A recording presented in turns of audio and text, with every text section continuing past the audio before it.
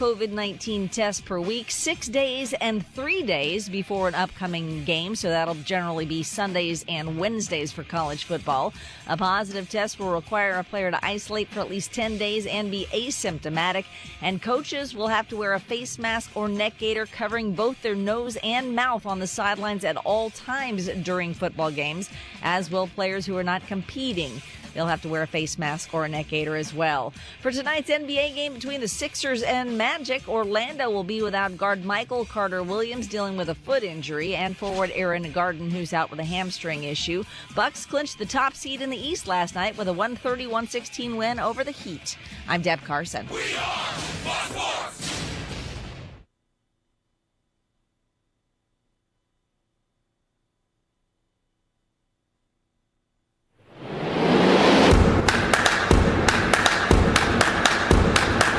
Isn't it about time for somebody's favorite radio program? The Tony Bruno Show. The man chosen to save American radio from its horrible future. He didn't invent radio. He just perfected it. Tony Bruno Show with Harry Maid. Parental discretion is advised. The godfather of sports radio. It is a final. Here is Tony Bruno. Tony Bruno.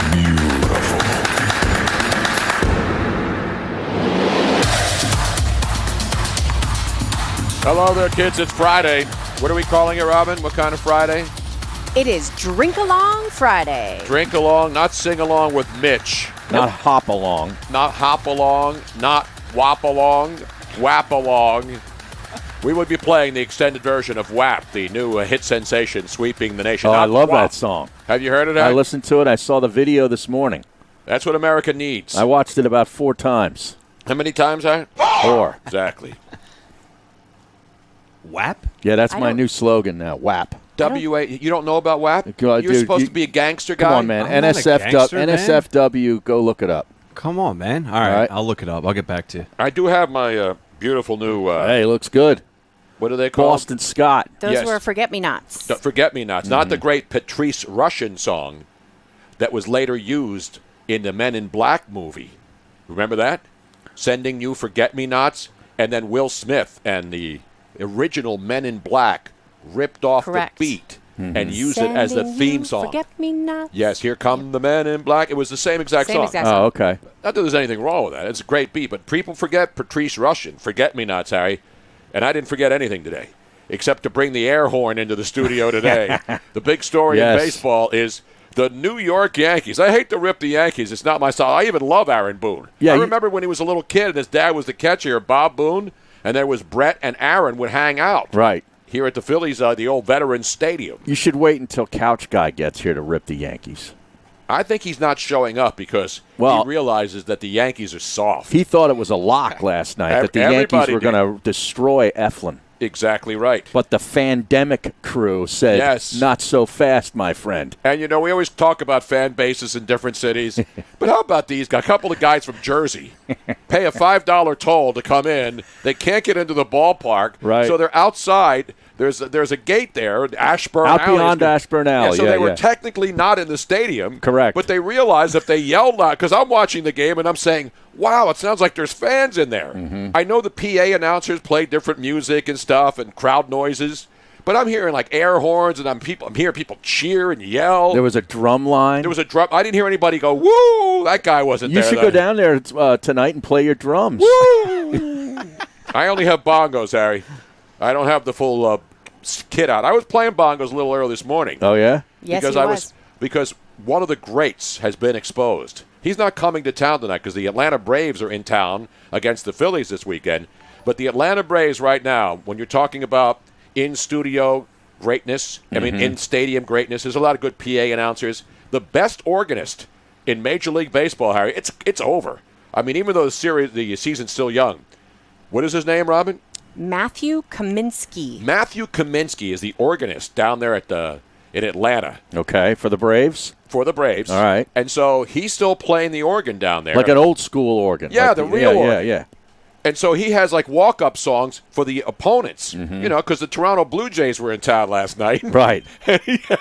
And their catcher was playing his organ earlier in the week, right? Yes, he was. What's the dude? What's his name? His name's Reese McGuire. Reese McGuire, the catcher for the Toronto Blue Jays, strolls up to the plate last night. We have tape. Can you grab it, Rob? And I sent it to you earlier. So, the announcers are Chip Carey and the great Frenchie, Jeff Francoeur, are doing the television broadcast. And so, this is why I love people who just think outside the box. So the organist decides, I'm going to think a little differently now.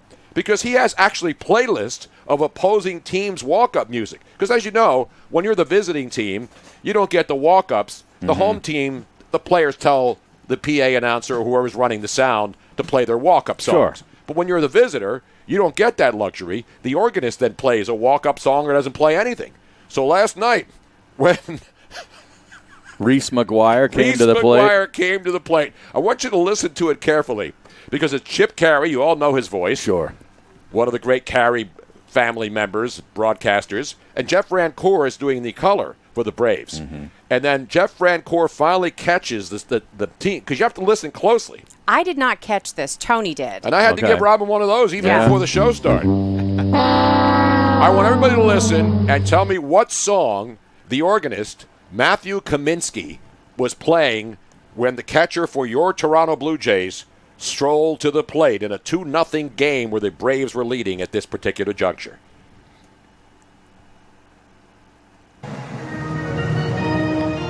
And on a night when the Braves would love, as you said, Jeff, some length out of their starter, he's thrown 28 pitches and he has one out to get in the third. Well, I think they'd love some length, but also... Did you hear that?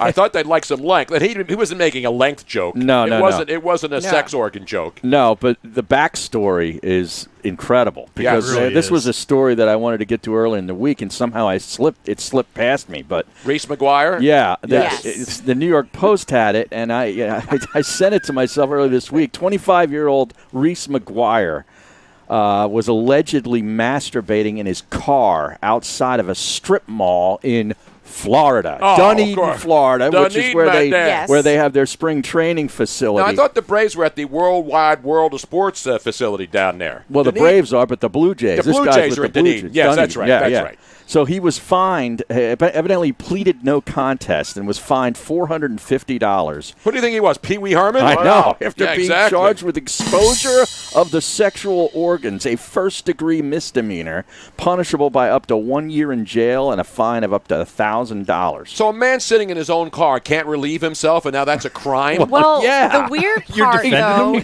is that did he hurt anybody? Was anybody there? Mentally hurt. He said he was making sure no one was looking. It's the quote. Exactly. Did he have Swiss cheese like the guy here in Philly, the Swiss cheese bandit? Remember him? I know. It was caught on tape and sent to TMZ. Oh, okay. Yeah. We can't do that. And on top of that, he was at home upstairs in his apartment, and then he walked from his apartment down into allegedly, of course, Robin. No, he admitted this is it. what happened. I want to make sure. I don't want to convict anyone. This is it. He walked down into the parking lot that has that's like by strip mall. There wasn't a strip club. Strip malls where you got a bunch of stores like a 7-Eleven and a couple of other joints. Right. And then pulled down his pants and started masturbating. So he could have just stayed at home and done it. Well, yeah, of course. Maybe he did that too. If he had only not said, Excuse me while I whip this out. Again, if he came out of his apartment to go to his car and do it, okay. Well, the police officer said to him, if you're down at an apartment next to the stadium, why would you come to the parking lot just to masturbate? That was a question by the police officer. Agree, McGuire responded, I don't know. I just decided to park. Yeah, he parked. He put everything in drive except the car there. I mean, come on, man.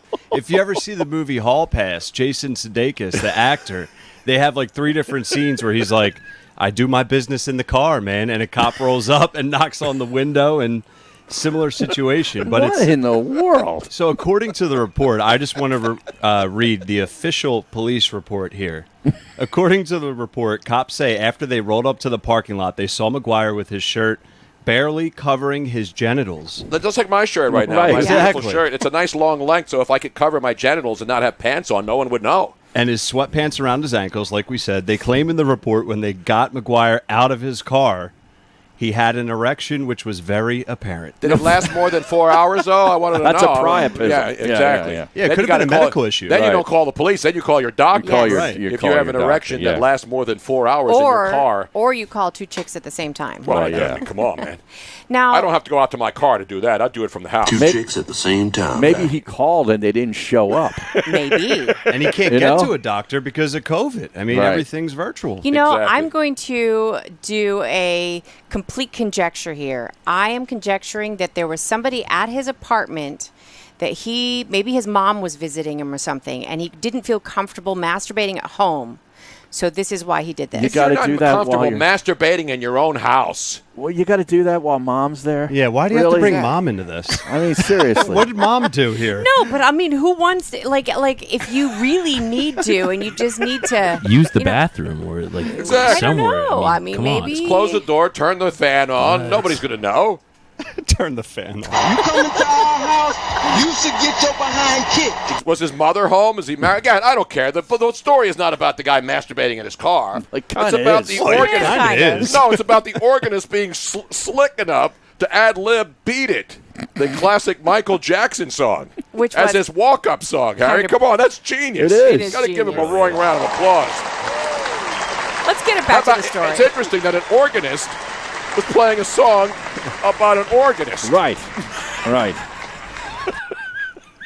An illegal organist. He's not illegal. Kaminsky does private events and No, stuff. I'm saying the other guy. Oh, yeah. He was illegally playing his organ. But he did flatten the curve, though, Harry. Right. That's the resources. My sources in Dunedin tell me that. Allegedly. Meanwhile, we'd like to thank the St. Louis Cardinals, Harry, for participating. And now, as the Miami Marlins are now 6-1 after they restarted after their debacles. Yeah, they swept the Orioles. I know.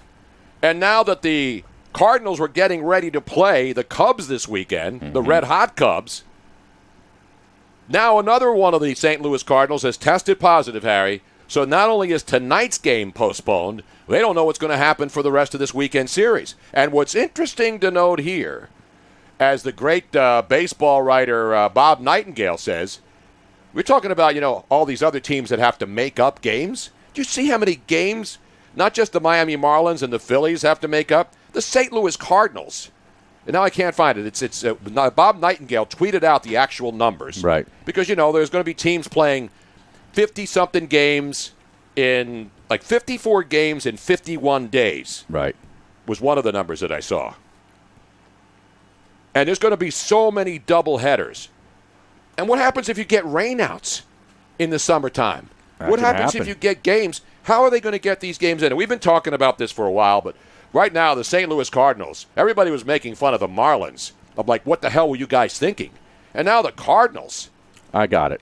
Yeah. Bob Nightingale, at B. Nightingale, says the Cardinals, even if they are permitted to resume play Saturday against the Cubs, tomorrow, right, must play 55 games in 51 days. So I did have the number right by memory. If the entire series is postponed, then it's 55 games in 49 days. Wow. Yeah. How about that? That's a quadruple header written all over it. Yeah, and the Cardinals haven't played a game since July 29th, Harry. Yeah. That was the last game they played. They now have 8 players and 6 staff members testing positive. Wow. Yeah. That's insane, man.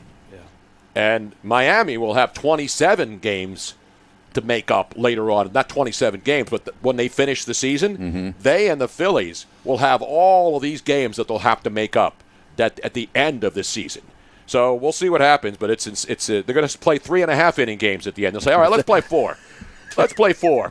3.5 will be an actual official game later on. Yeah. Wow. So that's the latest on baseball. But the big story here is Yankee manager Aaron Boone. And now, of course, Couch Guy has returned today, still wearing a Chicago Cubs hat. Mm-hmm. And even he has to shame. We have to do shame. How much did you lose last night on your Yankees? It wasn't a good night. Yeah. It wasn't a good night. But, we get back on the horse today. It was still up on the week, so we're all right. But let me just say, the Phillies, to those homers out there, that's Bush League, man. That's Bush League. Aaron Boone That's said, the Bush Aaron League. Boone, I love Aaron Boone. Aaron Boone, it's supposed to be like a golf course out there. They were complaining that the announcers were too loud calling the game. How dare those fans who are outside of the stadium Whiners. make loud enough noise to throw off the mighty Yankees concentration? Are you kidding me right now? Are you kidding me, Yankees and Yankee fans? Shame is right. It's a disgrace, man. Come on, man. As the Vice President Joe Biden would say. Come on, man. We're coming back. You know who's going to join us, Harry? John McMullen. No better way to wrap up the last day of a week. A lot of football news to talk about, so John McMullen's coming up. Scott Hastings will tell us about his Denver Nuggets. Still hanging in there, Harry, in the Western bubble. And also later on, Eytan Shander. Will he be on a golf course? I was not told, so maybe not. We'll find out. Usually he says, yeah, I'll be on the golf course. We'll find out later. Stick around. All right, the phone hybrid's down, and I don't know why. Uh-oh. The what? The phone hybrid? Yeah. What's that? Well, Robin was in there messing around with stuff this I was morning. messing around. I got so mad I had to leave the house. I said, Robin, do not mess around with stuff before the show. Huh? I don't even know where the power supply is for it. Like, there's so much. Here, do you want me to help you? Excuse me, folks, while I whip this out.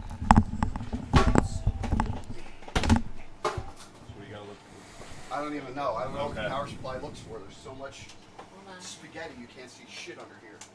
Uh-oh. It's a thin cord. I know that much. Is today National Lighthouse Day? I think it's this one. It's one of these two. I'll tell you what, man. Naris did a hell of a job, though, man. Especially against Judge. That at bat against Judge. Because I'm thinking Judge is going to – if he gets anything anywhere near Judge. His only pitch to hit was the first pitch of the at-bat. Yeah. Naris zipped in 93 mile an hour. Judge was looking soft all day. Yeah, but that was good pitching. And then they got a couple guys on, and you're thinking, nope, shit, the Yankees are going to find a way to Boy just missed it. Yep. But I bet if those games, those doubleheaders, were 9-inning games, the Yankees probably win both. Oh, of them. absolutely. Absolutely. No doubt about it. I mean, Naris is one of their legit guys. Yeah. And they actually used him more than an inning because they had to, because all these other guys suck.